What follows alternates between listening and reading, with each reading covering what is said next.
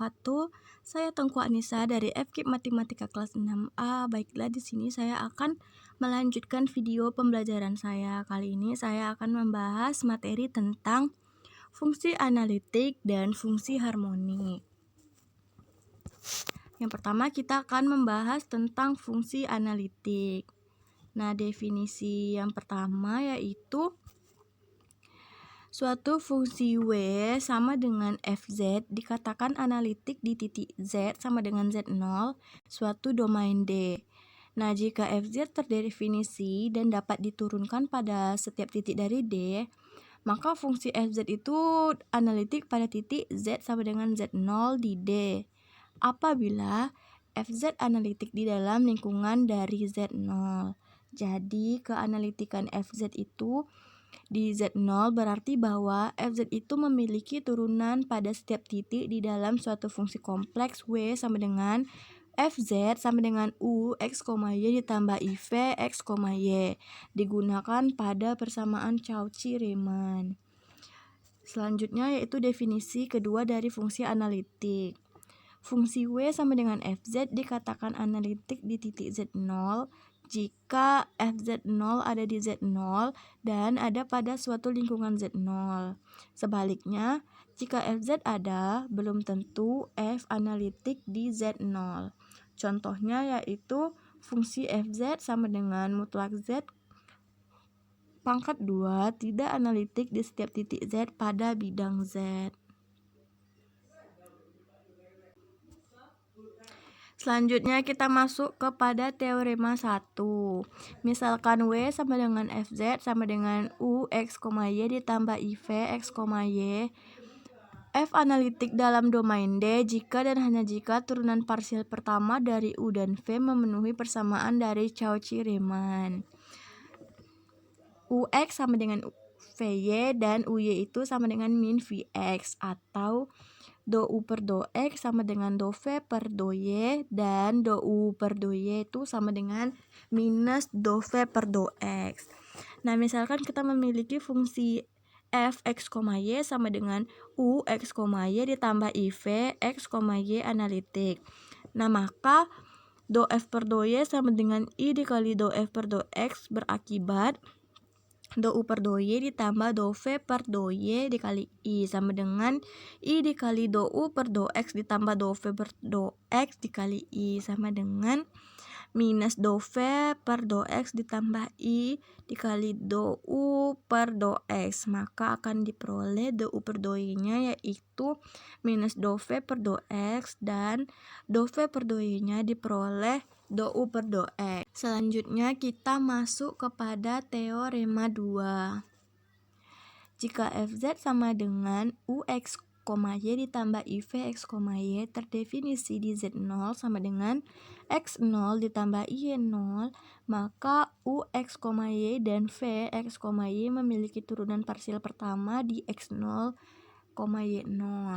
Dan titik ini dipenuhi persamaan Cauchy-Riemann, yaitu do U per do X sama dengan do V per do Y dan do U per do X-nya itu sama dengan do V per do Y.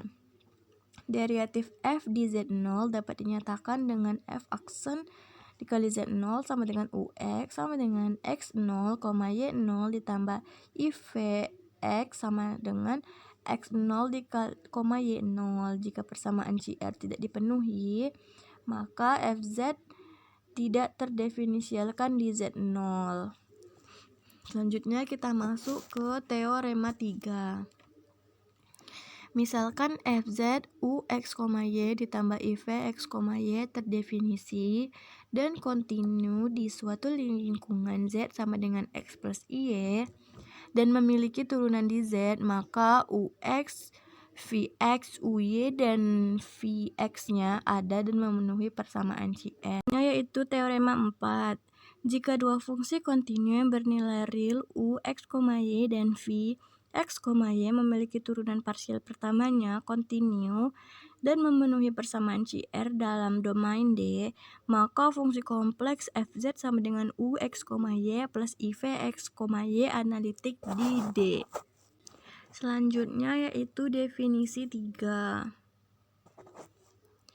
Titik Z1 disebut titik singular dari F jika F tidak analitik di Z1 memuat paling sedikit satu titik di mana F analitik. Selanjutnya kita masuk ke jenis kesingularan FZ atau titik singular. Yang pertama yaitu ada titik singular terisolasi. Titik Z0 dinamakan titik singular terisolasi dari FZ terdapat V besar dari 0. Demikian sehingga lingkaran mutlak dari Z dikurang Z0 sama dengan V. Hanya melingkari titik singular lainnya. Yang kedua yaitu ada titik pole atau dinamakan dengan titik kutub. Titik Z sama dengan Z0 disebut titik pole tingkat N jika N sama dengan 1. Dan Z0 disebut sebagai titik pole sederhana. Yang ketiga yaitu titik cabang. Dari fungsi bernilai banyak dapat menjadi titik singular.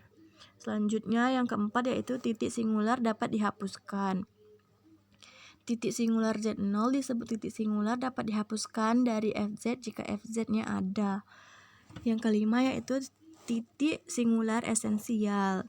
Dan yang keenam yaitu titik singular tak hingga. Contohnya bisa kita lihat FZ sama dengan mutlak Z kuadrat tidak merupakan titik singular. Yang GZ sama dengan in Z kuadrat plus Z dikurang 2, maka titik cabang adalah Z1 sama dengan 1 dan Z2 nya sama dengan minus 2.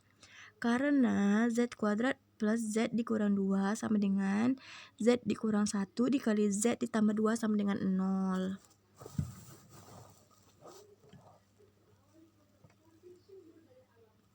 Selanjutnya kita masuk ke persamaan CR pada koordinat kutub. Jika FZ sama dengan UX, Y ditambah IV, X, Y dapat diilustrasikan dalam koordinat kartesius, maka dengan menggunakan hubungan X sama dengan R cos V ditambah I dikali sin V, dan Y sama dengan R sin V, diperoleh Z sama dengan cos V ditambah I dikali sin V, sehingga FZ-nya U R V ditambah IV R, V dalam sistem koordinat kutub. Jika FZ sama dengan U R, V ditambah IV R, V terdiferensial dan kontinu pada titik R0, V0, dan jika dalam titik tersebut UR, UV, VR, dan VV ada dan kontinu di R0, V0 dan dipenuhi CR, yaitu do U per do R sama dengan 1 per R dikali do V per do V, dan 1 per R dikali do V per do V sama dengan minus do V per do R. Nah di sini R tidak sama dengan 0.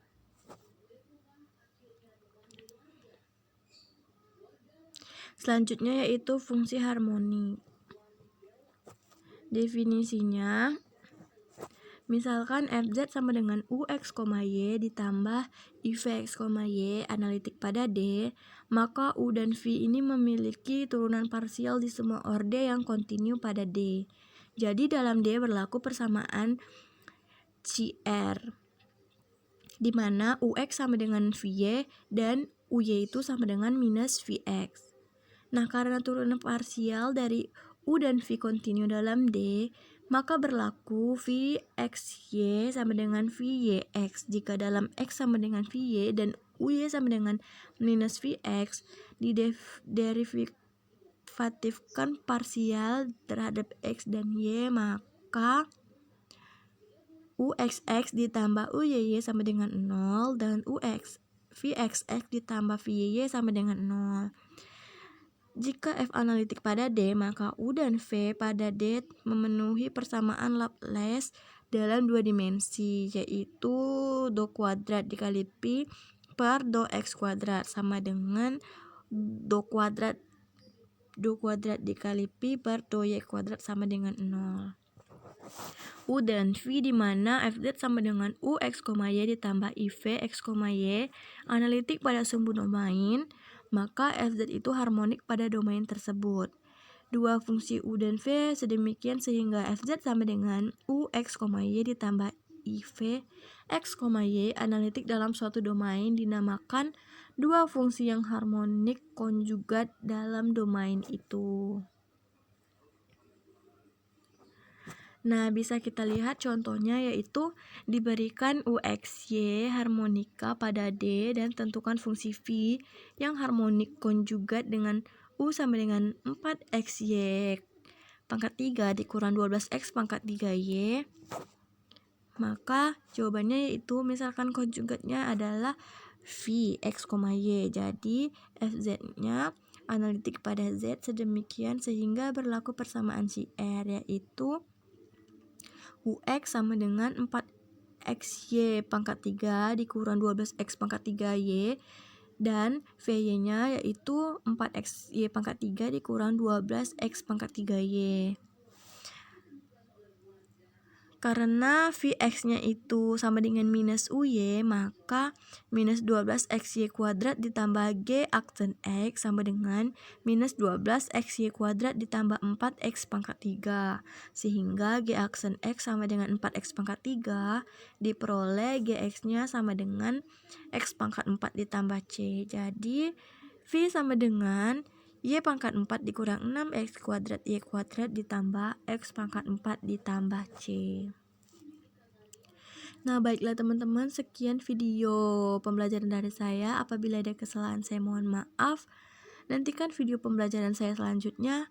Assalamualaikum warahmatullahi wabarakatuh.